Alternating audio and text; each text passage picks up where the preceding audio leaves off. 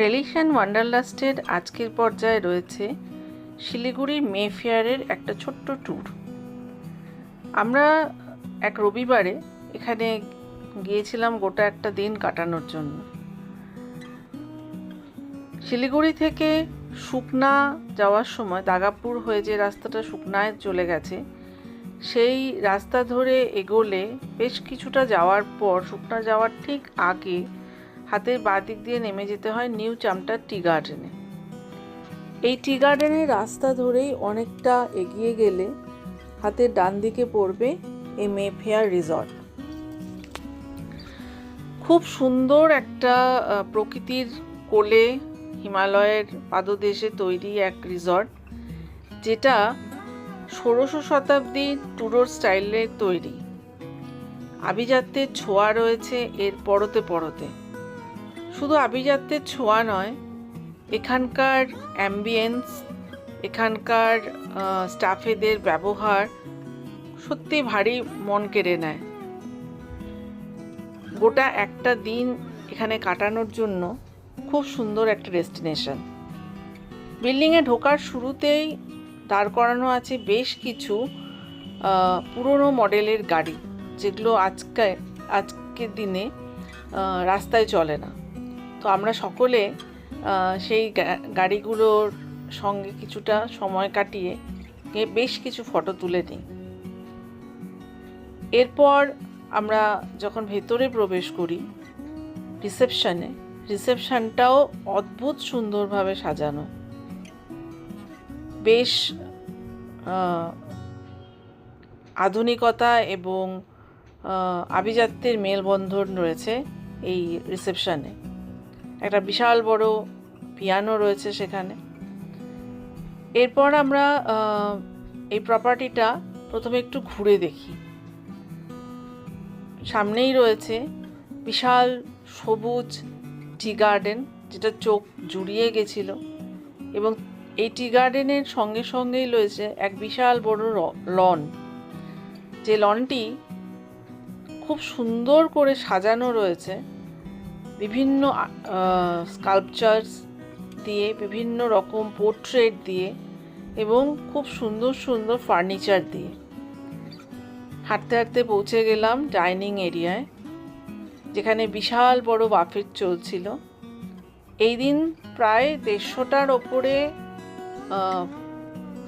Item ছিল, বিভিন্ন ধরনের কুইজিন ছিল, সেইগুলো আমরা উপভোগ করেছি। প্রায় 12:30 থেকে 3:30 পর্যন্ত আমরা এই ডাইনিং এরিয়ায় নিজেদের সময় কাটিয়েছি। মাঝে কিছুটা ব্রেক নিয়েছিলাম, এবং ব্রেক নিয়ে এই প্রপার্টির সুন্দর সুন্দর জায়গাগুলো ঘুরে দেখছিলাম।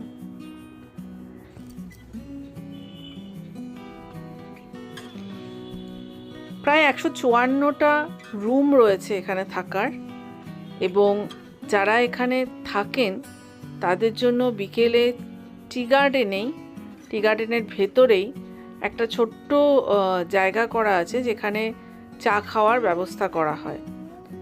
যারা বাইরে থেকে যান তাদের জন্য সেটা অ্যাভেলেবল নয়।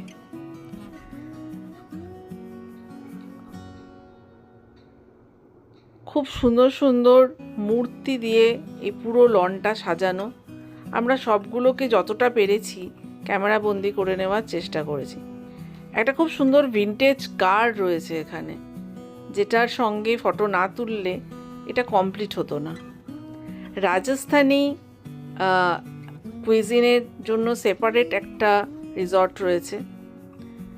আমরা ডাইনিং হলে বেশ কিছুটা সময় কাটাই। এর ডেকোরেশন সত্যি নজর কেড়ে নেয়। অনেকটা সেই ব্রিটিশ আমলের ছোঁয়া রয়েছে এই রিসর্টে। যেখানে আইটেমগুলো সাজানো ছিল সেই জায়গাটাও খুব সুন্দর, প্রেজেন্টেশনগুলো অনবদ্য। প্রত্যেকটার ফটো আমি ক্যামেরাবন্দি করে নিয়েছি।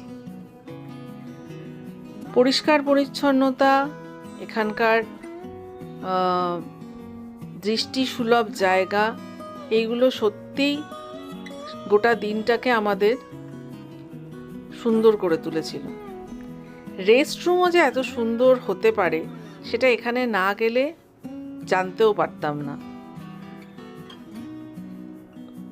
এরপর আমরা লাঞ্চ করে এখানকার যে গার্ডেন, এখানকার যে আউটসাইড রয়েছে সেই জায়গায় অনেকটা সময় কাটাই। খুব সুন্দর করে এখানকার বাগানটা সাজানো, ফুলে ভর্তি। একটা সুইমিং পুল রয়েছে, কিন্তু এই সুইমিং পুলে যারা রিসর্টে থাকেন তাদের জন্যই। প্রেয়ার করবার জন্য একটা খুব সুন্দর শিব ঠাকুরের মন্দির রয়েছে, শিবলিঙ্গ রয়েছে সেখানে, নর্মদেশ্বর শিবলিঙ্গ, সেখানে আমরা ঘুরে দেখি। এবং হালকা রোদে আমরা এই জায়গাটা পুরোটাই ঘুরেছি। চা বাগানের পাশে বসবার খুব সুন্দর জায়গা রয়েছে। দেখা হয়ে গেছিল আমাদের এক পুরনো বন্ধুর সঙ্গে, তার সঙ্গে অনেকটা সময় কাটিয়েছিলাম। ফুল, সুন্দর সবুজায়ন সব মিলে এই জায়গাটার একটা আলাদাই বৈশিষ্ট্য রয়েছে। যারা শিলিগুড়ি বা শিলিগুড়ি সন্নিকটস্থ জায়গায় রয়েছেন তারা কিন্তু খুব সহজেই প্ল্যান করতে পারেন একটা গোটা দিন এখানে কাটানোর।